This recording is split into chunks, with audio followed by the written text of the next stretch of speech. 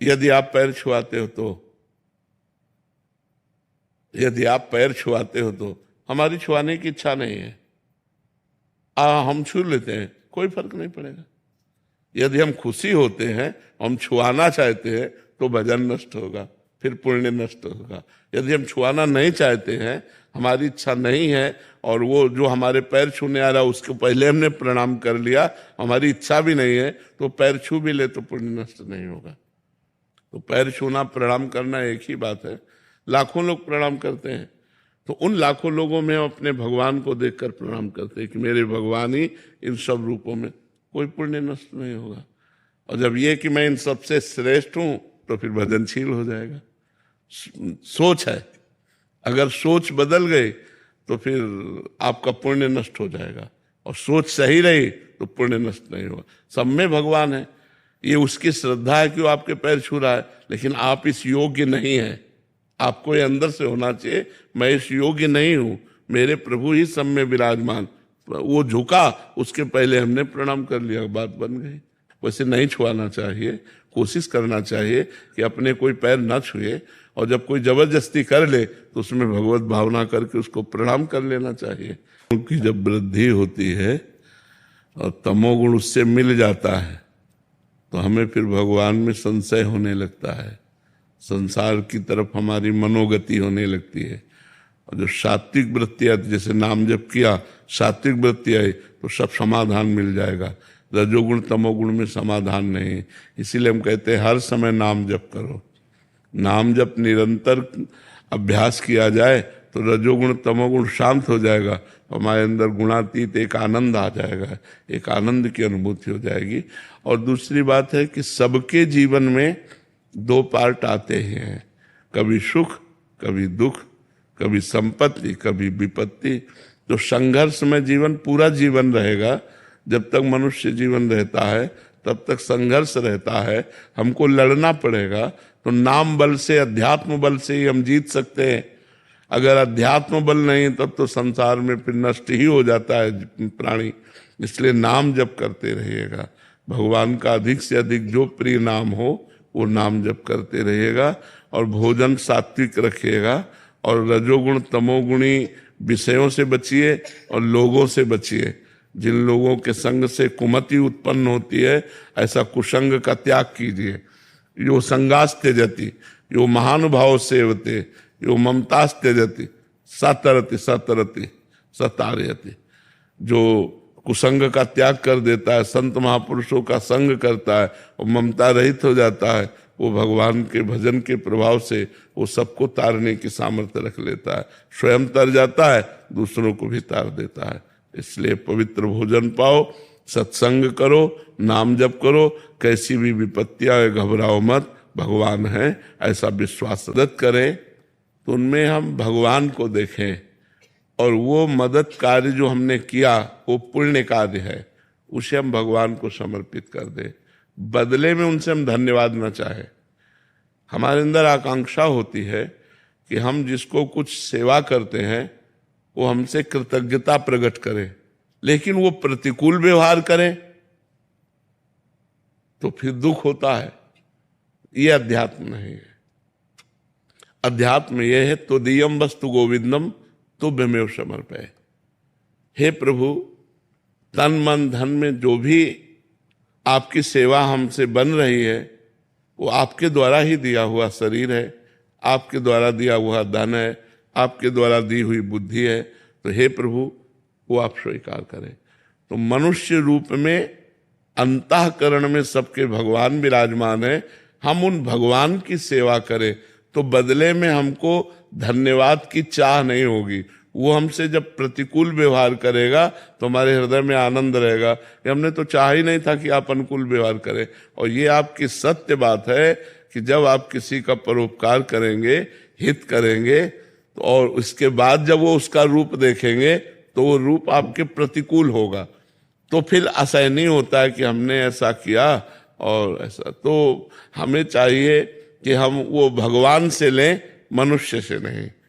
और भगवान परम मंगल करेंगे। परोपकार जैसा धर्म नहीं है, परहित सरिस धर्म नहीं भाई। जो दूसरों का हित करते हैं, ये सबसे बड़ा धर्म है। पर इसमें और भाव शुद्ध करो, दूसरों में भगवान का भाव करके वो सेवा, वो पुण्य कर्म भगवान को समर्पित कर दो। और भगवान से हमें लेना है, मनुष्य से नहीं लेना। मनुष्य धन्यवाद भी दे तो नहीं हमें लेना। हमें भगवान ने प्रेरणा की, हमने आपकी सेवा कर दी, नेकी कर दरिया में डाल। उसको ये न सोचो कि ये आदमी जिसके साथ हम हित कर रहे हैं, हमारी सोच बन जाती है, ये माया है, ऐसा भ्रम उत्पन्न कर देगी कि वो जो करेगा वो आपको दुखद लगेगा। फिर आपको लगेगा परोपकार करने का फल क्या है। ये नहीं है परोपकार का फल। परोपकार फल तो भगवान की प्रसन्नता है, ऐसा भाव रखना चाहिए। लोगों से परेशान हो, लोग हमें क्या समझते हैं, हमें क्या लेना देना है यार। हमें अपने कर्म से मतलब है, हमें अपने कर्तव्य से मतलब है। लोग हमें अच्छा कहें या बुरा कहें, लोगों की मति है, मुझे लोगों से क्या लेना देना है। सबसे ज्यादा परेशानी तो अपने लोगों को लोगों से है, ये नहीं होना चाहिए। हमें देखना है कि भगवान के विरुद्ध आचरण नहीं होना चाहिए, धर्म के विरुद्ध आचरण नहीं होना चाहिए। मैं धर्म से चलूंगा, सत्य से चलूंगा, भगवान के इशारे के अनुसार चलूंगा। और अधर्म से चले, लोग बहुत बड़ाई करें तो नरक जाओगे। लोगों की बड़ाई से क्या लेना देना है, या लोगों की बुराई से हमारी क्या हानि होनी है। हम लोगों के दिमाग में क्यों घुसेड़ते हैं अपनी बुद्धि, उसी में हम परेशान होते हैं। ये आदमी हमें कैसे देख रहा है, ये आदमी क्या हमें बोल रहा है, या क्या सोच रहा है, उसकी मति है। हमको अपने मार्ग में सीधे चलना है। हम धर्म से चलें, गलत ना चलें, अच्छे से चलें। लोग हमें बुरा कहें तो कर, आत्मवान बने तो हम ऐसी क्षमता धारण कर सकते हैं। ये अध्यात्म हमारे लिए ही है। इसीलिए हम कहते हैं आधुनिक शिक्षा के साथ आध्यात्मिक शिक्षा भी होनी चाहिए। अगर आध्यात्मिक शिक्षा नहीं होगी तो आधुनिक शिक्षा पढ़ करके भी हम बहुत नादान रहेंगे, ज्ञानी नहीं कहलाएंगे, हम बुद्धिमान नहीं कहलाएंगे। तो इसलिए हमें चाहिए थोड़ी सहन शक्ति आनी चाहिए। तो अपराध बन गया तो हम अपनी बुद्धि को कंट्रोल कैसे करें, जो हमसे अपराध ना करवा दे, जो हमको गलत ना कर दे। हमको नाम जप करना चाहिए। इसीलिए कहते हैं अध्यात्म से जुड़ो, नाम जप करो, सत्संग सुनो, शास्त्र स्वाध्याय करो, परोपकार करो। इससे बुद्धि पवित्र हो जाएगी, विशाल हो जाएगी। स्वार्थ बुद्धि ही हमको सहनशीलता नहीं देती, परमार्थ बुद्धि सहनशीलता हमको देती है। और प्राय लोग स्वार्थ से युक्त रहते हैं, इसलिए बहुत कमजोर हृदय हो जाता है। थोड़ा सा कोई जरा सा दुखद वचन बोल दिए तो डिस्टर्ब हो गए, और कहो 10 दिन डिस्टर्ब रहे उसी बात से। अगर विवेक है तो 1 मिनट में उस बात को रद्दी कर दिया, हटा दिया, वर्तमान को संभाल लिया। वर्तमान में हम दुखी होते भूत भविष्य की बातों का चिंतन करके। जब हमारे अंदर परमार्थ नहीं होता, अध्यात्म नहीं होता ना, तो हम वर्तमान में या तो भूत का चिंतन करते रहते हैं, ऐसा ऐसा उसने कहा, ऐसा वो ऐसा, या आगे क्या होगा, इन विषयों में हम परेशान रहते हैं। तो वर्तमान तो हमारा नष्ट हो रहा है। वर्तमान में राधा राधा राधा, भविष्य मंगल होगा। और भूत भी जो गंदा हो गया है वो पवित्र हो जाएगा। भगवान के नाम से जुड़ो तभी मंगल होगा। कर्तव्य कर्म कर रहे हैं वो अधर्म युक्त तो नहीं है, नहीं। तो बस वो कर्तव्य कर्म कीजिए जिससे धन की प्राप्ति हो और परिवार का पोषण हो। और नाम जप कीजिए जिससे अध्यात्म पुष्ट हो और परम शांति मिले। दोनों काम हो जाएंगे। तो जो कर्तव्य कर्म पाप युक्त होता है उस पर विचार करने योग्य होता है, उसे त्याज्य होता है, उसे त्यागना चाहिए। लेकिन जो कर्म पाप युक्त नहीं है, धर्मयुक्त है, उसे करना चाहिए, क्योंकि उससे हमारे भगवान की भी सेवा होगी, परिवार की सेवा होगी, समाज की सेवा होगी। धन नहीं होगा तो आप समाज की सेवा नहीं कर सकते, आप परिवार की सेवा नहीं कर सकते। इसलिए धन कमाना अनिवार्य है, पर वो पाप कर्म से नहीं, वो धर्म पूर्वक कमाना चाहिए। धर्म, अर्थ, काम, मोक्ष, ये 4 पुरुषार्थ हैं हमारे शास्त्रों में। तो धर्म पहले है, धर्म से युक्त होकर धन कमाना चाहिए, और धर्मयुक्त धन से ही कामनाओं की पूर्ति करनी चाहिए। तो उससे मोक्ष की तरफ हम बढ़ सकते हैं। और अगर धर्म ही नहीं है तो पाप कर्म के कमाए हुए धन से पापमयी बुद्धि होती है, और बुद्धि फिर नष्ट कर देती है। तो इसलिए जो कार्य कर रहे हो करना चाहिए और बढ़ो उस कार्य में, और उस कार्य के द्वारा कमाए हुए धन से परिवार की सेवा करो। और बन जाए तो कुछ रुपए निकाल कर पुण्य कार्य में दे दो, जैसे गौ सेवा में है, जहाँ बीमारों को औषधि दी जाती है, ऐसी जगह कहीं संत महात्मा जहाँ जैसा भाव बने कुछ वो धर्म कार्य में कर देना चाहिए और नाम जप करो, तो हम उनका पोषण कर। नहीं है तो फिर आदेश शाम है। अपनी सामर्थ्य देख करके ही परोपकार करना चाहिए। अगर हमारी सामर्थ्य है कि हमारी जेब में 90 रुपया बच रहे तो हम 10 रुपया दे देते हैं, क्योंकि हमें 90 की आवश्यकता है। हमको व्यापार में लगाना है, हमें अपने शरीर का पोषण करना है, अपने शरीर संबंधियों का पोषण करना है, तो हम 10 परोपकार में दे देते हैं। ऐसा अब बार बार कोई हमसे धन की याचना करे, हमारे पास है तो हम कर देते हैं, नहीं है तो हम मना कर देते हैं। वो दोनों बातें आपके ऊपर है। रितेश जी नेपाल से। राधे राधे महाराज जी। महाराज जी, जो लोग साधना मार्ग पर चलते हैं उन लोगों को ब्रह्म की अनुभूति होती है, और जो लोग भक्ति मार्ग पर चलते हैं उन लोगों को श्री कृष्ण जी की प्राप्ति होती है, तो क्या ब्रह्म और श्री कृष्ण एक ही बात है? भावना अलग है। एक निराकार भावना है और एक साकार भावना है। तो जाकी रही भावना जैसी, प्रभु मूरत देखी तिन तैसी। जिसकी जैसी भावना होती है वैसे ही भगवान अनुभव में आते हैं। भगवान कैसे? आपकी भावना जैसी वैसे। एक ही भगवान श्री कृष्ण जब कंस के रंगमंच पर पधारते हैं तो कंस को साक्षात काल, मानो मूर्तिमान काल चला आ रहा है। पहलवानों को वज्र के समान कठोर शरीर वाले पहलवान, जो मथुरावासी हैं उनको नौ किशोर, और जो वात्सल्य से प्यार करने वाले हैं उनको लाड़िले अत्यंत सुकुमार दुलारे प्रभु दिखाई दे रहे। इतना छोटा कृष्ण कैसे इन बलवानों से लड़ेगा, उनको ऐसा दिखाई दे रहा है। तो वहां जिसकी जैसी भावना थी वैसा वैसा देख रहे हैं। तो भगवान को जब हम ज्ञान मार्ग से सांख्य योग से भजते हैं तो भगवान निराकार रूप से अनुभव में आते हैं, और जब हम भक्ति मार्ग से भजते हैं तो साकार रूप से आते हैं। वही सगुण साकार है, वही निर्गुण निराकार है। तो जो जिस भावना से उपासना करता है वैसा ही भगवान अनुभव में आते हैं। जैसे आज भी सब कुछ भगवान ही बने हुए हैं, ऐसा वेद कहता है, ऐसा शास्त्र पुराण कहते हैं, लेकिन हम कहाँ अनुभव कर पा रहे हैं? हमारी मायामयी दृष्टि है, अनेक दृष्टि है, तो हमें स्त्री पुरुष जड़ चैतन्य दिखाई दे रहा है। गोस्वामी जी देख रहे हैं, सीय राम में सब जग जानी, करो प्रणाम जोर जुग पानी, सब सीताराम विराजमान है। जो कृष्ण को भजते हैं तो जित देखो तित श्याममयी है, जिधर देखो उस श्याम सुंदर ही दिखाई दे रहे। ईशावास्यमिदं सर्वम यत् किंचे जगत्याम जगत, उपनिषद कहता है कि कोई कण ऐसा नहीं जहाँ ईश्वर न विराजमान हो। वेदांत कहता है सर्वम खलविदम ब्रह्मणे नास्ति किंचन, सब जगह ब्रह्म विराजमान है, उसके सिवा कोई कुछ। नारद जी कहते हैं चिद चिद लक्षणम सर्वम राधा कृष्णमयम जगत, चेतन अचेतन जितना जगत है सब राधा कृष्णमय है। भगवान श्री कृष्ण कह रहे वासुदेवा सर्वमिति सा महात्मा सुदुर्लभा, जो सब जगह वासुदेव को देखता है ऐसा महात्मा दुर्लभ। तो भावना ही तो है ना, इतने भगवान थोड़ी है। भगवान तो एक है, ब्रह्म तो एक है, एको ब्रह्म द्वितीयो नास्ति। तो ये जो बहुत दर्शन होता है वो हम बहुतों की दृष्टि के कारण दर्शन होता है। वही भगवान भक्त के लिए नरसिंह रूप धारण कर लेते हैं, वही भगवान भक्तों के लिए वाराह रूप धारण कर लेते हैं, वही मत्स्य रूप धारण करते हैं, वही राम रूप, वही कृष्ण रूप, वही बुद्ध रूप। जहाँ जैसी आवश्यकता पड़ती है वही निराकार साकार बन जाता है, वही साकार निराकार है, कोई अंतर नहीं है, वही एक ब्रह्म है। किसका प्रश्न था जी? समझ में आया आपको? बर्फ में पानी प्रवेश नहीं कर सकता, तो बर्फ है क्या? भगवान कहते हैं सब भूत मेरे में है। पहले समझो, भगवान की वाणी का राज समझो। सब भूत मेरे में है।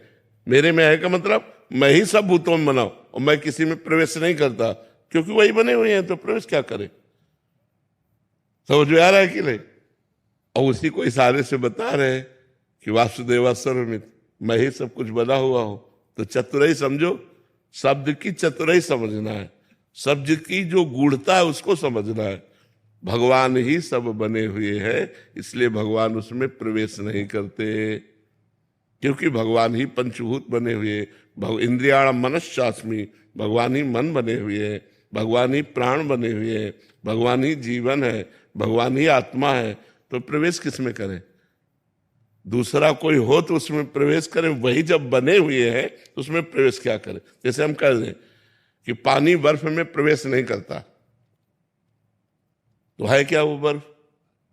पानी ही तो है ना। ऐसे ही भगवान ही सब रूपों में है, इसलिए वो किसमें प्रवेश करें? क्योंकि पहले से वो विद्यमान है उनमें। समझ आ रही बात? भजन करोगे तो समझ में आएगी, नहीं समझ में आई बात तुम्हारी है? भगवान ही सब भूतों के रूप में है। जब सृष्टि नहीं थी तब कौन था? भगवान थे। जब सृष्टि नहीं रहेगी तो कौन रहेगा? तो बीच में कौन है? भगवान ही तो है सब रूपों में। तो अब वो प्रवेश करे तो किस में करे? अपने आप में प्रवेश करना है, तो वो तो उस विराजमान है। इसीलिए कह रहे मैं किसी भूतों में प्रवेश नहीं करता, क्योंकि मैं ही भूत बना हूं, पंचभूत मैं ही बना हुआ हूं, वही बने हुए। शास्त्रों का स्वाध्याय करो और भजन करो, तब बुद्धि का विकास होगा और उसमें ज्ञान होगा, तब ये बातें समझ पाओगे। अजीत जी देवरिया। राधे राधे। राधे राधे महाराज जी। महाराज जी, गुरु किसे माने? उसे जो अध्यात्म की ओर ले जाने के संबंधित ज्ञान दे, उसे जो हमारी व्यस्तम दिनचर्या को, जरूरतों को, लक्ष्य की प्राप्ति हेतु जो हमें मार्गदर्शन गुरु का करे, या सिर्फ अर्थ है, गुरु का सिर्फ अर्थ है अज्ञान तिमिरांधस्य ज्ञानांजन शलाकया चक्षुरुन्मीलितम येन तस्मै श्री गुरुवे नमः। जो हमारे अज्ञान का नाश कर दे, गु माने अंधकार, रु माने प्रकाश, जो हमारे अज्ञान अंधकार का नाश करके ज्ञान प्रकाशित करके ब्रह्म से मिला दे, वही गुरु। और फिर तो ऐसे शिक्षा गुरु, दीक्षा गुरु, और जो हमें सही बात बता दे, सब में गुरु बैठा हुआ है। लेकिन गुरु का सही अर्थ है संपूर्ण अज्ञान का नाश करा करके जो ज्ञान स्वरूप परमात्मा से मिला दे, वही हमारा गुरु है। और वो सिर्फ भगवान है, दूसरा कोई है नहीं। भगवान ही मनुष्य रूप में, संत रूप में, सदगुरु रूप में विराजमान होकर के हमारा कल्याण करते हैं, दूसरा कोई नहीं। जो गुरु को व्यक्ति समझता है उसका कभी कल्याण हो ही नहीं सकता। गुरु साक्षात परब्रह्म तस्मै श्री गुरुवे नमः। परब्रह्म परमात्मा ही हमारे लिए मनुष्य रूप में आकर के, क्योंकि हम परमात्मा की बात नहीं समझ सकते, तो परमात्मा हमारी वाणी में हमारे जैसे बन करके आकर हमको समझाकर अपने स्वरूप में स्थित कर देते हैं। जो हमें अज्ञान से हटाकर परमात्मा में स्थित कर दे, उसे ही गुरु कहते हैं। और तो हारमोनियम बजाने वाला भी गुरु होगा, अगर हारमोनियम सीखना है, ढोलक बजाने वाला भी गुरु होगा। बस सही गुरु का अर्थ है जो गुरुदेव अज्ञान से हटाकर भगवान की प्राप्ति करा दे, वही गुरुदेव है। भावना शर्मा जी। श्री हरिवंश महाराज जी। महाराज जी, हम आपके शरणागत हैं। गुरुदेव भगवान, गृहस्थी में कुछ ऐसे व्रत होते हैं जैसे करवा चौथ, गणगौर, दशा माता जी और बहुत से व्रत जो किए जाते हैं, ऐसा कहते हैं कि करने के बाद छोड़ नहीं सकते। पर गुरुदेव, हम आपके शरणागत हैं, हम इन व्रतों में रुचि नहीं रह गई महाराज जी। क्या हम अभी केवल और केवल श्री जी अगर कोई करे तो उनको भगवान को समर्पित कर दे। और जैसे अपने अष्टयाम सेवा श्री जी की है, फिर अब कोई करने की जरूरत है नहीं। श्री जी की ही 8 पैर उपासना है, वही हमारी करवा चौथ है, वही हमारी गणगौर है, वही जो भी माने वही सब हमारा। जैसे दीपावली को लक्ष्मी गणेश जी विराजमान करके पूजन करते हैं, तो हमारे प्रिया प्रीतम है, तो हम अपने प्रिया प्रीतम को विराजमान करके करते हैं। जैसे नव दुर्गा में देवी की उपासना करते हैं, तो हमारी निकुंज देवी राधा रानी है, हम उनकी 8 पैर उपासना करते हैं। तो जो अपने घर में प्रिया प्रीतम विराजमान करके और दीक्षित हो करके, बात यह है कि रजिस्टर्ड होना चाहिए आचार्य से। अगर आचार्य से दीक्षित है और फिर ऐसी उपासना करता छोड़ देता तो कोई दोष नहीं है, उसका मंगल ही होगा, अमंगल हो ही नहीं सकता है जी। वैभव सक्सेना जी, अमेरिका से। राधे राधे महाराज जी। राधे राधे महाराज जी। महाराज जी, आज के समय में जब जीवन व्यस्त और भटकाव भरा है, तब हम अपने जीवन में भक्ति को कैसे दृढ़ कर? नाम जप के द्वारा। कुछ कर सको या ना कर सको, नाम जप तो कर सकते हो ना। काउंटर अंगुली में लिए राधा राधा राधा राधा, जब काम लगा तो जेब में डाल लिया, काम कर रहे हैं। फुर्सत मिली 5 बार के लिए तो राधा राधा राधा, फिर काम में लग गए, फिर फुर्सत मिली 2 ही बार बोला राधा राधा, फिर काम में लग गए। तो हम अगर बहुत बिजी भी है, देखो 24 घंटे में हर घंटे कोई बिजी नहीं रहता। हम कह रहे 12 घंटे काम रख लो, तो 12 घंटे भी बराबर काम नहीं होता रहता, हमको बीच बीच में समय मिलता है। यदि ईमानदारी से उसमें भजन करें तो हम भजन काम के समय भी कर सकते हैं। लेकिन हम माना कि 12 घंटे आप काम में रत हैं, 6 घंटे आप सोने में रत हैं, 2 घंटे आपके भोजन और पानी प्रसाद इसमें रत हैं, 1 घंटे मनोरंजन में रत हैं, तो कितने बचे? 3 घंटे। 3 घंटे बचे। 12, 6, 18, 2, 20, 1, 21, 24 घंटे होते हैं। 3 घंटे में आप 3 घंटे भजन करो, देखो कितना बड़ा भजन होता है। लेकिन हम लोग अपना समय व्यर्थ नष्ट करते रहते हैं और बात ये कह देते हैं कि हम तो बहुत बिजी रहते हैं। आप कहाँ बिजी रहते हो? व्यर्थ के चिंतन में बिजी रहते हो। व्यर्थ का अगर कार्य ना करो और उस समय को सजो और उसे भगवान में लगा दो, तो आपके पास बहुत समय है भजन करने का, बहुत समय है सत्कार्य करने का। तो हमें लगता है हम ईमानदारी से अपने समय को भगवान में लगावें, तो हमारे पास समय है, हमारे पास निश्चित समय है। आप गणित लगा के देख लीजिए, हम आपको बता रहे हैं, जैसे 12 घंटे आप काम किए, 6 घंटे सो लीजिए, 7 घंटे सो लीजिए, तो 12, 7, 19, 2 घंटे भोजन प्रसाद के लिए, मान लो अगर 2-3 टाइम पाते हैं तो 2 घंटे भोजन प्रसाद के लिए, 21, 1 घंटे मनोरंजन के लिए रख लीजिए, 22, तो 2 घंटे बचे। अब बताओ, ईमानदारी वाला है नहीं समय का विभाग? 2 घंटे भजन करोगे तो पता है 2 घंटे भजन बहुत होता है। आप करके तो देखो। हाँ, समय को बर्बाद मत करो, समय को सार्थक करो। काम करते हुए बीच बीच में राधा राधा, और शेष समय जो है उसको निकालो आप। कि हम 2 घंटे कहाँ निकाल सकते हैं? मान लो एक साथ नहीं निकाल सकते तो हम 1 घंटा सुबह निकाल सकते हैं, 1 घंटा शाम के निकाल सकते हैं, रात्रि के सोते समय पहले 1 घंटा हम भजन कर, या जैसे भी बने आप 2 घंटा 24 घंटे में निकाल लो, अपने आधा घंटे निकाल लो और भजन करो, उससे तुम्हारा मंगल हो जाएगा। और जब 2 घंटे भजन करोगे तो भजन का अभ्यास तो बनेगा ना, भजन का अभ्यास आपका मंगल कर देगा। आप शुरू तो करो। आस्था जी। राधे राधे महाराज जी। महाराज जी, भक्ति में हमें संयम, समर्पण और स्मरण करना चाहिए। कृपया बताएं कि इस भ्रमित समय में एक युवा कैसे संतुलन बनाए? क्या आनंद और भक्ति साथ साथ चल सकते हैं? आनंद और भक्ति एक ही है, विषय भोग और भक्ति नहीं चल सकता। आनंद तुम विषयों में ढूंढ रहे हो, आनंद तुम विषयों को संबोधित कर रहे हो।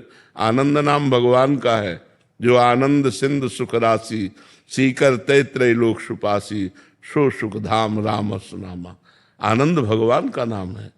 जो भगवान से मिलता है उसे आनंद कहते हैं, जो विषयों से मिलता है उसे आनंद कहते हैं। क्या किसको आनंद मिल गया?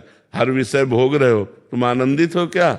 हर समय जलते रहते हो, ये चिंता, ये चिंता, ये शोक, वो शोक, हजारों बार जिस भोग को भोग चुके फिर उसे भोगने की इच्छा। आनंद है, आनंद एक बार प्राप्त होगा तो तृप्ति हो जाएगी। आजकल के युवाओं की सोच है कि एक बार जिंदगी मिली है, सब कुछ एंजॉय कर लीजिए। हाँ, तो एंजॉय कर लीजिए। नरक में भी एंजॉय करने के लिए तो आपकी सर्टिफिकेट तैयार हो रही।